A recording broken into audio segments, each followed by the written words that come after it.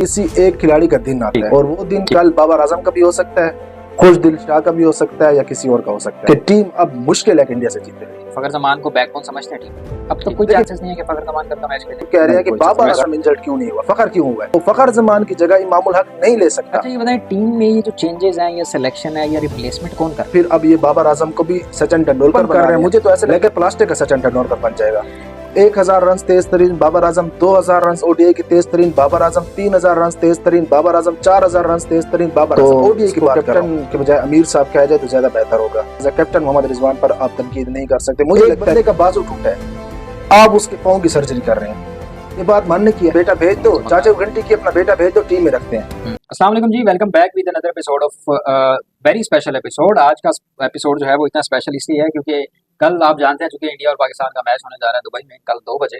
उसी हवाले से आज हमने बहुत ही इंपॉर्टेंट डिस्कशन करने के लिए मदऊ किया है हमजा अफरी साहब को। हमजा अफरी साहब, thank you so much for agreeing to this interview. कैसे हैं आप? शुक्रिया, शुक्र अल्हम्दुलिल्लाह, ठीक ठाक। हमजा स्पोर्ट्स के नाम से आपका बहुत मशहूर चैनल है, बहुत अच्छा काम कर रहे हैं। हम देखते हैं कभी भी मैच या क्रिकेट के बारे में कोई भी इन्फॉर्मेशन चाहिए हो तो हम विजिट भी कर रहे होते हैं आपका चैनल।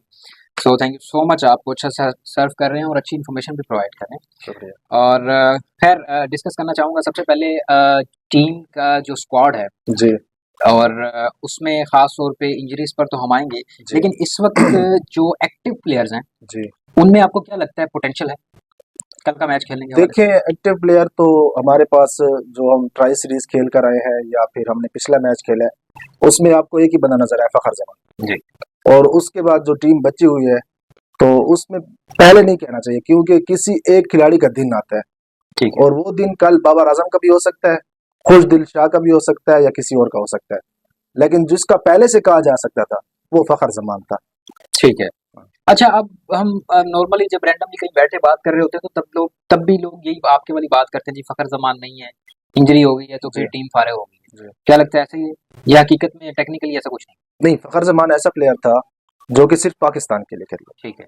उसने एक मशहूर जुमला भी कहा था, उसने कहा था कि मुझे किसी कोच ने बताया है कि फखर अपने उस नाम के लिए खेलो जो तुम्हारे सीने पर लिखा हुआ है, उसके लिए कभी ना खेलो जो तुम्हारी पीठ पर यानी कि तुम्हारा अपना नाम लिखा हुआ है। वाह वाह वाह, ये बड़ी तो ये उसने इस चीज को लेकर वो चलता है और आप देखें जब भी है 50 के करीब है, सेंचुरी के करीब है, वो अपनी गेम करेगा।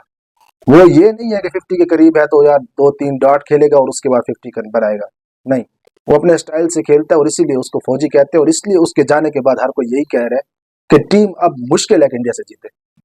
मतलब उसके जाने पे खास तौर पे अफसोस किया जा रहा है इस बार, बहुत ज्यादा अफसोस किया जा रहा है। लोग तो इस हद तक पहुंच चुके हैं कि बाबर आजम इंजर्ड क्यों नहीं हुआ। अच्छा, आपका ओडीआई का नंबर 1 बल्लेबाज, आपका साबका तीनों फॉर्मेट का कप्तान बाबर आजम, लोग ये कह रहे हैं कि वो इंजर्ड क्यों नहीं हुआ, ये क्यों हो गया। ओह, मतलब आप फखर जमान को बैकबोन समझते हैं टीम? देखिए मैं तो समझता हूँ, मैं भी समझता हूँ, लाखों फैंस इसमें समझते हैं, लेकिन कहीं ना कहीं ये है कि फखर जमान ने जो जगह बनाई है टीम में और जिस तरह से परफॉर्मेंस दिखा रहे थे और अभी कम बैक किया था उन्होंने ट्राई सीरीज में, उस ट्राई सीरीज में भी उन्हें अच्छी परफॉर्मेंस दिखाई थी और फिर न्यूजीलैंड के खिलाफ भी वो जिस तरह से खेल रहे थे लग रहा था कि वो दर्द में है, तकलीफ में है, 4 पेन किलर खा के आए थे, लेकिन फिर भी उन्होंने खेलने की कोशिश की है। अच्छा, ये न्यूजीलैंड के मैच के हवाले से बात करें जो कि पाकिस्तान की टीम खैर से हार गई थी जी, फखर जमान उसी में इंजर्ड हुए जी, तो आपको क्या लगता है उनके इंजर्ड होने की वजह से मैच हारा? देखिए वो इस चीज ने इम्पैक्ट तो डाला है।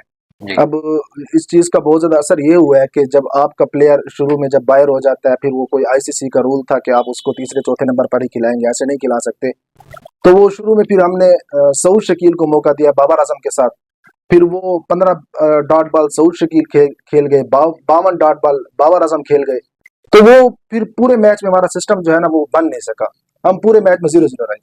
अब तो कोई चांसेस नहीं है कि फखर जमान कल का मैच खेलेंगे? नहीं, कोई चांस, वो घर आ चुके हैं। ओहो, मतलब ये कि तो फिर उसको लोग मिस तो करेंगे। अच्छा ये बताएं कि ओवरऑल अगर प्लेयर्स की बात करें जो हमारे प्लेइंग 11 है, इसमें क्या लगता है परफॉर्मेंस कल के हवाले से कैसी रहेगी?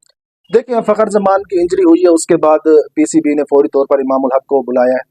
इमामुल हक वो प्लेयर हैं जिन्होंने रिसेंटली पाकिस्तान शहीन्स का जो स्क्वाड था उसमें अच्छी परफॉर्मेंस दिखाई है, 98 रन बनाए थे। उसके बाद डोमेस्टिक का भी सीजन कोई हो रहा है, उसमें भी उन्होंने 100 पता नहीं कितने रन बनाया, तो पीसीबी ने फौरी तौर पर उनको बुलाया है। लेकिन फखर जमान की जो जगह है, अब मैं आपको पहले भी कह चुका हूं कि लोग कह रहे हैं कि बाबर आजम इंजर्ड क्यों नहीं हुआ, फखर क्यों हुआ है, तो फखर जमान की जगह इमामुल हक नहीं ले सकता। इमामुल हक का स्ट्राइक रेट है 84, फखर जमान का है 95-94, तो इस चीज ने बहुत ज्यादा इम्पैक्ट डाला है कि ये अगर इमामुल हक भी आ जाता है ना तो फखर जमान की जगह नहीं ले सकता। फखर जमान की अपनी गेम थी, इमामुल हक की इस टाइम अपनी गेम है। अच्छा ये बताएं ना, फिर फखर जमान को कौन रिप्लेस कर सकता है? आपको क्या लगता है अभी कौन सा ऐसा प्लेयर है? इमामुल हक आ गए हैं, पाकिस्तान क्रिकेट बोर्ड ने इमामुल हक को दुबई बुला रही है। वो ठीक है, आप कह रहे जी हैं कि आ गए हैं, लेकिन जी मैं ये समझना चाह रहा हूँ कि आप कह रहे हैं कि उनका स्ट्राइक रेट कम है तो वो जी उनको रिप्लेस नहीं कर सकते, तो जी। असल में कौन सा ऐसा प्लेयर है जो उनके कंपैरिजन में बराबर है? आपके पास शान मसूद थे, शान मसूद को ले आए, आपने उनको टेस्ट में बिठा दिया है कि शान मसूद सिर्फ टेस्ट खेलेगा। यार वो आपके लिए T20 का वर्ल्ड कप खेल चुका है और आपने फिर ऐसी टीम बनाई है कि शान मसूद तुम्हारा टेस्ट में हिस्सा है, इसका T20 में हिस्सा है, इसका ODI में हिस्सा है, बस ये अपने कोटे पूरे करो और खेलते जाओ, पैसे कमाते जाओ। शान मसूद को लेकर आ सकते हैं। अब्दुल्ला शफीक कितना टेक्निकली स्ट्रांग प्लेयर है, जी उसको लेकर आ सकते थे। चलो अब्दुल्ला शफीक और इमामुल हक कुछ ना कुछ बराबरी में है, लेकिन शान मसूद ऐसा प्लेयर था जो कि डॉट बॉल बहुत कम खेलता था।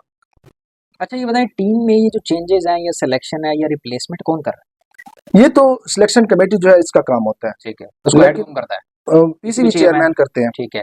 तो और अब सिलेक्शन कमेटी इस टाइम जो बैठी हुई है, मुझे ऐसा लगता है कि इन्होंने जो फैसला किया हुआ है बाबर आजम के बारे में कि बाबर आजम ओपन करेगा, ठीक है। ये कहते हैं कि बाबर आजम ओपन करेगा, जब टीम पर मुश्किल आई है तो बाबर आजम ओपन करेगा और बाबर आजम सचिन तेंदुलकर बन जाएगा। ओ सचिन तेंदुलकर ने भी कुछ अरसे के लिए ओपन किया था और उसके बाद फिर अब ये बाबर आजम को भी सचिन तेंदुलकर बना रहे हैं, लेकिन वो जो ओपन कर रहे हैं मुझे तो ऐसा लगता है प्लास्टिक का सचिन तेंदुलकर बन जाएगा। चाइना का। चाइना का भी प्लास्टिक का बन, चाइना वाला फिर भी कुछ कर जाएगा। अच्छा। अभी उसकी परफॉर्मेंस देखे ना, उससे रन हो रहे हैं और ना वो अपना प्रेशर जो है वो रिलीज कर पा रहे हैं। पहले उसकी परफॉर्मेंस खराब है, ठीक है। फिर आप उससे ओपन करवा रहे हैं। अब मैं अब क्या क्या बातें हाँ, करूँ। आपके मुताबिक बाबर आजम जी प्लास्टिक के कप्तान या प्लेयर है? प्लेयर पर कोई शक नहीं है, बाबर आजम जैसा बड़ा प्लेयर पाकिस्तान क्रिकेट टीम की हिस्ट्री में शायद हमारे होते हुए पहले कभी नहीं है।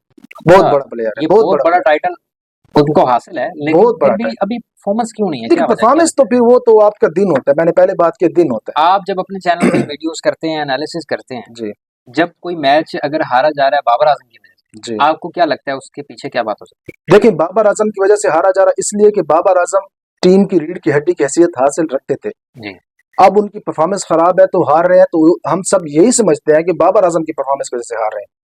कैप्टन एज ए कैप्टन मैंने उन पर तनकीद की, आपके साथ बैठकर हमने उन पर तनकीद की थी, जी लेकिन अब जब वो कैप्टन नहीं है, खिलाड़ी है, as a player Pakistan cricket team में इस वक्त बहुत ज्यादा टेक्निकली स्ट्रांग प्लेयर है। ठीक है।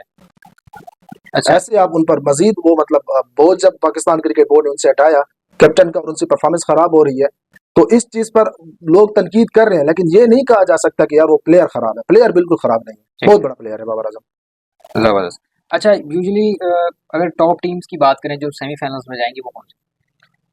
देखिए मैं तो सबसे पहले पाकिस्तान का जो फैसला होना है वो कल होना है। ठीक है। पाकिस्तान अगर इंडिया को हरा देता है तो पाकिस्तान फिर इंशाल्लाह अजीज फाइनल भी खेलेगा, वरना बाहर? वरना ऑलमोस्ट फिर वो है, वो ही मिसाल है कि नाना पर नाना और ये वो करते करते फिर वो हारे वो हारे वो हारे वो हारे तो फिर आ जाएगा, लेकिन 99.99% पाकिस्तान बाहर हो जाएगा। बाहर हो जाएगा। जी ऐसा ही है, लेकिन अगर कल इंडिया को हरा देता है पाकिस्तान जी तो फिर पाकिस्तान के चांसेस है कि वो फाइनल भी खेल जाए।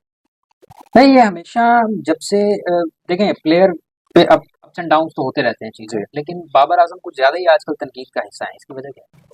देखिए परफॉर्मेंस मैटर करती है ना, जब आप टीम के लिए, बाकी प्लेयर के ऊपर डिस्कशन क्यों नहीं होती जबकि इसकी एक वजह है। देखिए बाबर आजम ने 2015 में डेब्यू किया और उसके बाद उन्होंने पीछे मुड़कर नहीं देखा, आए रोज उन्होंने सेंचुरी बनाई है। 1000 रन तेज तरीन बाबर आजम, 2000 रन ओडीआई के तेज तरीन बाबर आजम, 3000 रन तेज तरीन बाबर आजम, 4000 रन तेज तरीन बाबर आजम, ओडीआई की बात कर रहा हूँ। अभी रिसेंटली 6000 ओडीआई में रन उन्होंने बनाए, हाशिम अमला के साथ उन्होंने रिकॉर्ड बराबर किए इस खराब परफॉर्मेंस के होते हुए।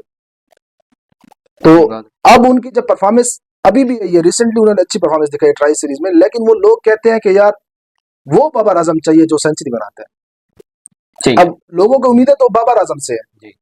ये बताएं, अच्छा यूजुअली हमारे दिमाग में हम, आप चूंकि एक्सपर्ट हैं इस हवाले से, जो स्पोर्ट्स जर्नलिज्म है या स्पोर्ट्स की जो चीजें हैं, लेकिन हम जब एक आम शहरी के तौर पे सोचते हैं कि यार हमारी जो टीम है ये कब बेहतर होगी इंडिया से, इंडिया हमसे इतना आगे क्यों चला गया क्रिकेट में? जैसे कि पहले इस तरह से नहीं था, कुछ ना कुछ एक टकराव होता था, एक समझ आता था कि यार एक जंग की तरह लोग इसको एक्सपेक्ट करते थे, एक खेल होता था, मैच फंस जाता था। अब तो बिल्कुल ही वन साइडेड मैच हारते जा रहे हैं। देखिए अगर आप पहले की बात करते हैं तो उस टाइम होती थी पाकिस्तान की बॉलिंग, इंडिया की बैटिंग, आपके पास उमर गुल होते थे, आपके पास शुएब अख्तर होते थे, आपके पास फास्ट बॉलर में और भी बड़े नाम है। बीच में आ जाते थे आपका शाहिद अफरीदी, मोहम्मद हफीज, सईद अजमल। ठीक है, अब आपके पास ये बॉलर नहीं है, ठीक है। तो अब वो टाकरा बनता ही नहीं है। और फिर इंडिया ने अपनी इतना इन्वेस्ट किया है क्रिकेट पर, इतना इन्वेस्ट किया है कि अब वो दुनिया के आईसीसी को भी वो चलाते हैं। ठीक है, आपको क्या लगता है कि कल अगर पाकिस्तान टीम टॉस जीत जाती है तो जी, बैटिंग करनी चाहिए या बॉलिंग? पाकिस्तान शायद पहले बॉलिंग करने जाए। आपको क्या लगता है क्या करना चाहिए? नहीं, पहले बॉलिंग करनी चाहिए। बॉलिंग करनी जी, चाहिए। फिर भी क्योंकि चांसेस। फिर भी अब मैं यही समझता हूँ कि पाकिस्तान का जो बॉलिंग है ना, वो कहीं ना कहीं इंडिया से अच्छी है। वो उनको रोक सकते हैं 200, 200, 280 तक, 290 तक, इस तरह रोक लें, 270 तक रोक लें तो फिर भी हो सकता है काम। लेकिन फिर वही बात है, जिसका दिन होगा वही जीतेगा। ये बात है कि जो मैच है उसको किसी हद तक कंट्रोल करने तक किरदार बॉलिंग है, जी, लेकिन मेन चीज तो जाहिर है बैटिंग है। जी, ऑब्वियसली फिर आपने टारगेट पूरा करना है या आपने टारगेट देना है, जी। तो ये तो मैटर करता है। अगर आपकी बैटिंग स्लो है या नील है, अभी आपकी बातों से मुझे तो लग रहा है कि बिल्कुल नील है। बस ये तो हम एक्सपेक्ट क्या कर रहे हैं आप, क्या लगता है? मुझे मैं फिर भी पाकिस्तान के साथ जाऊंगा, पाकिस्तान इंशाल्लाह जीतेगा, मैं तो ये उम्मीद रखता ठीक है, हूँ। ये अच्छी बात है, हम भी ये इंशाल्लाह, उम्मीद रखते हैं। ये बताएं कि इंशाल्लाह। पिच के हवाले से लोग अक्सर कहते हैं कि जी यार ये पिच अच्छी नहीं थी, शायद इस वजह से आ रहा है। ये इसका हकीकत से कोई ताल्लुक है? देखिए, पाकिस्तान क्रिकेट टीम के इस वक्त जो कप्तान है मोहम्मद रिजवान साहब, या जो भी एक्सपर्ट बैठे हुए हैं, मुझे ऐसा लगता है कि इनको पिच पढ़ने के अलग वे का भी नहीं पता। अच्छा। वो मेरे ख्याल में बाबर आजम कह रहे थे कि सिर्फ हमारी टीम में मिसबा भाई जो है वो बहुत अच्छी पिच जो है वो रीड कर लेते थे। तो बाकी किसी को नहीं पता। ये बाबर आजम के बकौल के मैं हमेशा उनसे मशवरा करता था, मिसबा भाई जिस तरह से पिच को रीड करते हैं ऐसा कोई भी नहीं कर सकता। अगर पिच का इनको पढ़ना आता होता तो फिर आज ये मैचेस में स्पिनर लेकर आते। हम्म। हमारे पास स्पिनर कौन है? अबरार अहमद।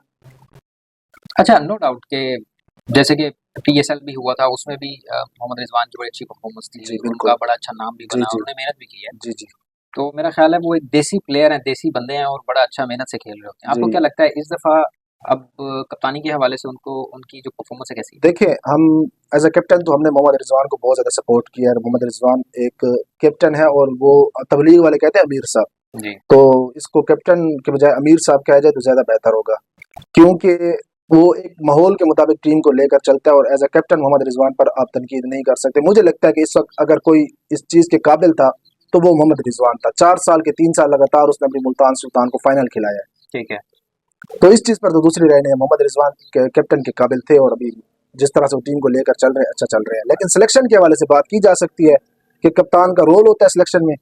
अगर आप कप्तान है तो फिर आप डमी कप्तान है जब आपकी सिलेक्शन में बात नहीं मानी जा रही। देखिए, कप्तान की सिलेक्शन तो टीम के ग्राउंड तक है ना, जो असल में टीम के अंदर सिलेक्शन या रिप्लेसमेंट है, जैसे आप कह रहे हैं कि वो सिलेक्शन कमेटी करती है और उनको हेड कर रहा होता है देखिए, पीसीबी चेयरमैन। स्क्वाड बना के आपको देता है पीसीबी। ठीक है। ठीक है, सिलेक्शन कमेटी है, फिर पीसीबी उसको देखता है, फिर आपके कप्तान, उसके अंदर कप्तान का रोल होता है। ठीक है। कप्तान कहता है कि मुझे ये खिलाड़ी चाहिए। चाहिए। ठीक है। ठीक है, हाँ। अब कप्तान ने ये नहीं कह सकता था कि मुझे फहीम अशरफ नहीं चाहिए। कप्तान ये नहीं कह सकता था कि मुझे खुशदिल शाह नहीं चाहिए। कप्तान ये नहीं कह सकता कि मुझे उस्मान खान नहीं चाहिए, मुझे साइम अयूब की प्रॉपर रिप्लेसमेंट चाहिए। मैं बाबर आजम से ओपन नहीं करवाऊंगा। ठीक है। अब देखें, एक बंदे का बाजू टूटा है, आप उसके पाँव की सर्जरी कर रहे हैं। ये बात मानने की है? ये तो मजाक है। मजाक है ना? जी। आपका ओपनर जो था साइम अयूब, इंजर्ड वो हुआ है। आपने अपने मामे को घंटी किया कि हाँ भाई अपना बेटा भेज दो, चाचे को घंटी की अपना बेटा भेज दो, टीम में रखते हैं। आपने फहीम को भी बुला लिया है, उस्मान को भी बुला लिया है, आपने खुशदिल को भी बुला लिया है। तो ऐसे प्लेयर जब इंजर्ड हुए, आपका साइम अयूब ओपनर और खिलाड़ी आप बुला रहे दूसरी जगह पर खेलने वाले, तो फिर इस टीम से आप क्या उम्मीद लगाएंगे? कोई उम्मीद नहीं है यार, असल में इन्होंने मजाक बना दिया इस अवाम के साथ भी। एज ए टीम आप किसी दूसरे मुल्क जाके अपने मुल्क को रिप्रेजेंट कर रहे होते हो और आप नील जीरो परफॉर्मेंस दिखा के, वन साइडेड परफॉर्मेंस दिखा के आप हार के आते हो, तो लोगों का दिल टूटता है। ये बहुत बुरी बात है। यकीन करें, लोगों को एक्सपेक्टेशंस नहीं थी।